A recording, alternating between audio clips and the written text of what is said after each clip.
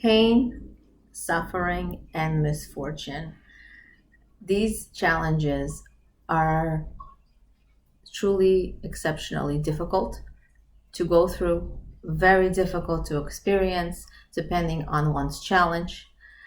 And I'm happy to share with you ideas on how my coaching clients have experienced certain of these challenges and they overcame the challenges.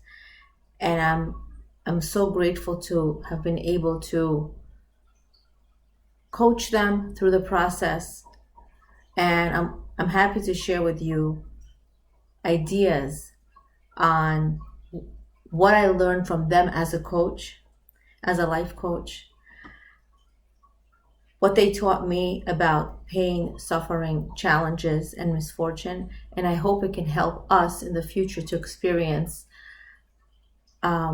salvation quicker, have hope, emunah, and strength to move forward.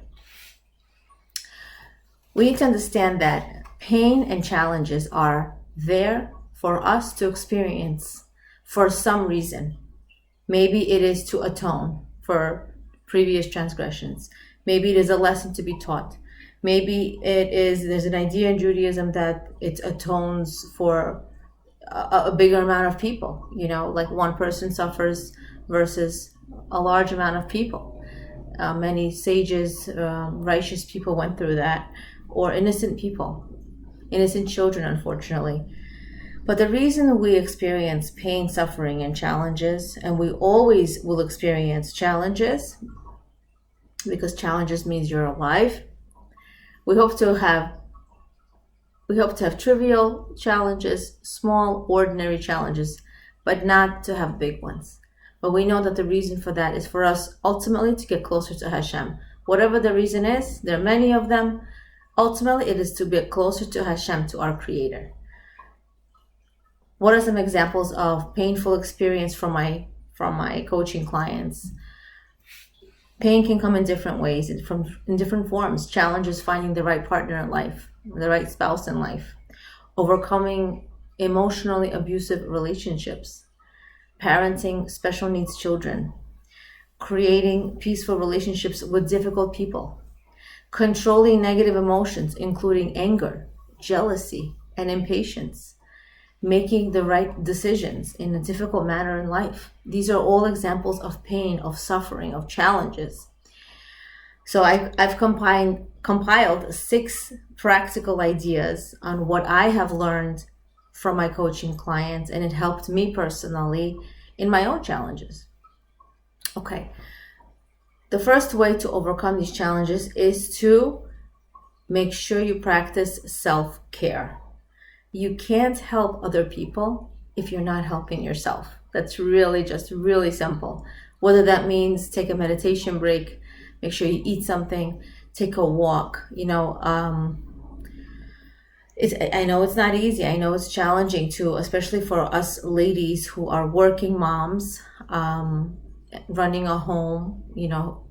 It's not easy to shift gears. But if I'm not taking care of myself, I can't take care of other people. That analogy with the mask. If a person is on a plane and there's an emergency, you have to make sure you have the mask on first. And this is true. Now, how much self-care, it depends. How much time you have, how much availability of opportunity you have of maybe practicing the self-care. Sometimes we just don't have that kind of time, but really just to make the most out of it, make the most out of that small amount of time that you have. Self-care, that's number 1. Number 2 is no blaming. We're not blaming ourselves. We're not blaming other people. Oh, I should have acted like this. Should have, would have, could have. My parents should have brought me up like this, or else I wouldn't have had this issue, right? Parents who could have brought us up better, we need to say they did the best with the tools they had. We had the best parents that were made for us. Whatever things they lacked about themselves, it doesn't matter. Nobody is perfect. And guess what? People are not big enough to make mistakes. In other words, whatever life I am living now, it's not a mistake. The way my parents brought me up is not a mistake. The people who challenged me is not a mistake. It's really a message from Hashem. They're all from Hashem. In order for me to be the person I am today, I need all these people to shape me, to give me the props, the resources, the experiences in life for me to gather whatever tools I have and take the next best step forward. The mistakes that others people made for some reason are good for us. It is good for us, meaning it has a certain purpose. That's what good means. Good means it has a purpose. There were righteous people in Jewish history, in different types of history. I'm namely talking about Jewish history. Righteous, good people, Torah giants who had difficult children, challenging children. And you could say, hey, this is proof that, and our forefathers, our foremothers had challenging children, some of them. Prove to us that. It does not depend on the parents. Now, that doesn't mean every parent should just leave the kids on their iPads and just move on with life and, let electronics raise them. No, that's not what I mean. What I mean is that be the best parent you can be, but don't beat yourself up. Don't blame yourself and don't blame your parents. Do the best you can in your parenting. And know that any mistakes that parents have made, any mistakes you have made as a person, they are springboards for growth, for success. That is success. Success is getting up after you fall. Failure is staying down after you fall. So we know that parents are not there to blame. We should not be there to blame ourselves as well. Number 3 is choose your battles. Choose your battles in life. Let us not make everything an issue. A person who is a tense person makes everybody else tense. A person who controls people makes everybody tense. And it's extremely difficult to be around these type of people because everything is a battle. Everything is a challenge. Everything is a big deal. And we need to understand that even though I may have so many challenges, what am I going to let go? And we have to let go of a lot of things. We got to let go of, the way our kids behave sometimes. That yes, they're going to leave messes. Yes, they're not going to be responsible. Yes, they're going to make us late. These are children. What do we expect, right? The less you expect of other people, the happier of a person you will be. Don't expect so much. Honor others and seek less for yourself. You're going to be a happier person, a calmer person. Number 4, look at the bigger picture in life, right? Someone asked me, should I call this person? The person really had, really hurt me. And should I call the person up because we just have to see each other? And I just want to make sure that I call them in advance. Should I do that? Or should I just send a message? Or should I just not do anything? And I was blessed with a response. I married a response to share with this person. I said, there's no rhyme or reason in trying to be right. No, we can be right or we can be smart. And you will never fail by giving in. You will never fail by making peace. Even if you were right and that person was wrong, even though you should be entitled and that person shouldn't be, even though it was just isn't fair, and even if you don't deserve this treatment, just make peace. You will always be on the better end. And that doesn't mean, I'm not talking about abusive relationships. I'm talking about in general, when we have these disagreements with people, it's better to be on the giving end. It's better to forgive, and it's better to make peace. Look at the bigger picture in life. What do I want? Do I want a peace of mind in life? Do I want connection to Hashem? Do I want to be example to my children? Do I want to create a home, an atmosphere of love and acceptance and respect? So if that is my agenda, I shouldn't make a big deal about everything in my life and make a battle about everything. Focus on the bigger picture. Number 5 is accept.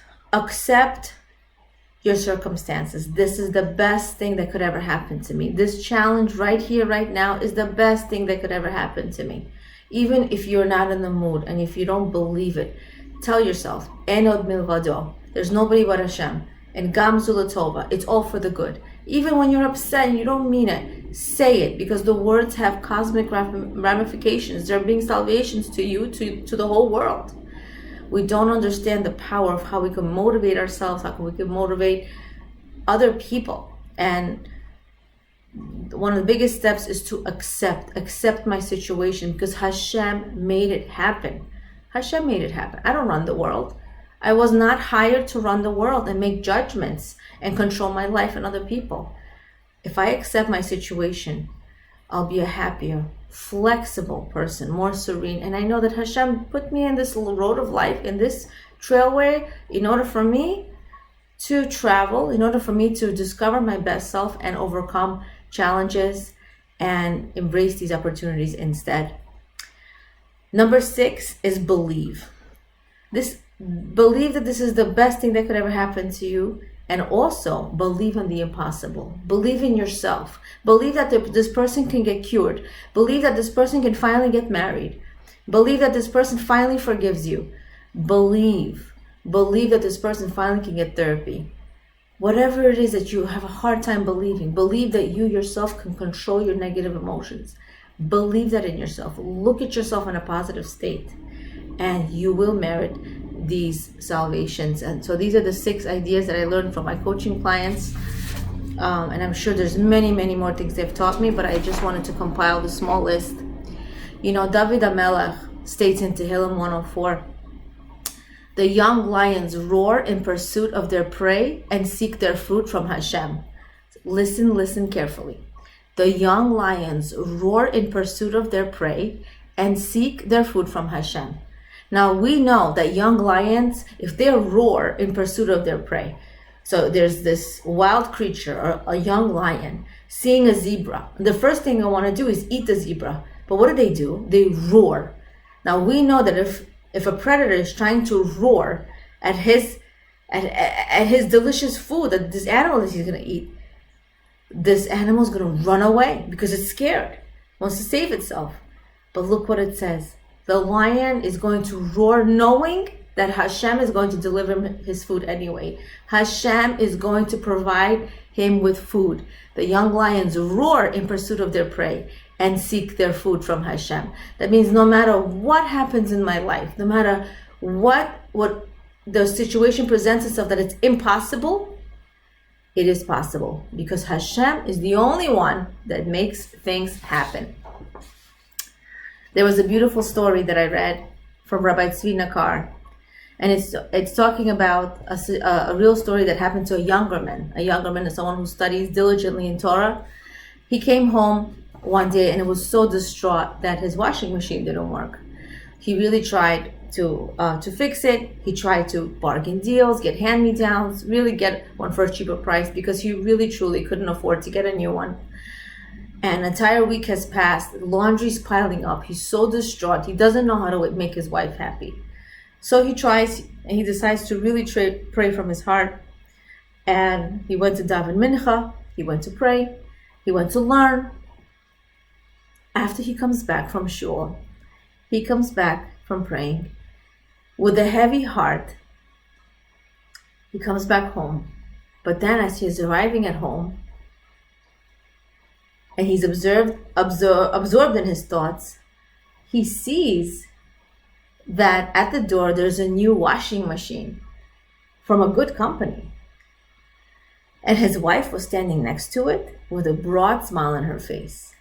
And she explains herself immediately. She says that a small truck has stopped, and there was a man hurriedly coming out, and he asked me for the address. Where is Veredim Street? Where is Veredim Street? She told him how to get there. And she said to him, do you have a washing machine that you just don't need anymore, or it's just like I can buy for a better price? I really can't afford a new one. Maybe you have an old washing machine to sell us for a cheap price. And the man replied, no, I deal with selling and delivering new machines. And he was about to continue on his way. Yet he stopped, turned around, and said, you know what? I have a new washing machine still in the package, but in the morning one of the workers accidentally gave it a serious scratch. I can't sell it anymore. Take it. I have nothing to do with it. Take it and enjoy. And this is the story that teaches us an amazing lesson. That pain and misfortune become opportunities, because life still becomes enjoyable. Life still brings us closer to Hashem. This was an opportunity for the man to say, you know what, I'm a failure, or to say, you know what can I do? How can I make my wife happy? Let me learn. If I can't do anything, I can pray. I can definitely pray. I can pray to Hashem. And he did pray and he did learn. And it just so happened that Hashem made it happen that this truck came to this street, knowing that Hashem knows exactly what we need. So the lesson that it teaches us that is that when you turn to the right address with all your heart, Hashem's salvation can come in the blink of an eye. Your miracle, your salvation can come at any time, any second. Don't think it needs a lifetime to. Don't think it can't be solved. Don't think your wishes cannot come to fruition. They for sure can. Anything is possible. The word, it says, I am possible. I think it's by Audrey Hepburn. Hashem can make things happen in the most unnatural and unexpected way. Hashem is waiting for us to reach out to him in order to help. We can experience salvation in miraculous ways. For example, you bumped into someone and got the right connections, or people have a baby at an older age, or through teshuvah the disease is gone. The doctors can't find a trace of it, and they call it a medical miracle. We've all heard these stories, but let the next one be our story. Whatever we think is impossible, we can make it possible. Leah Abramov, Being and Becoming. Appreciating the insights of Rabbi Tzvi Nakar from his book, as well as my own insights. Leah Abramov, Being and Becoming, awakening awareness of your greatness and potential.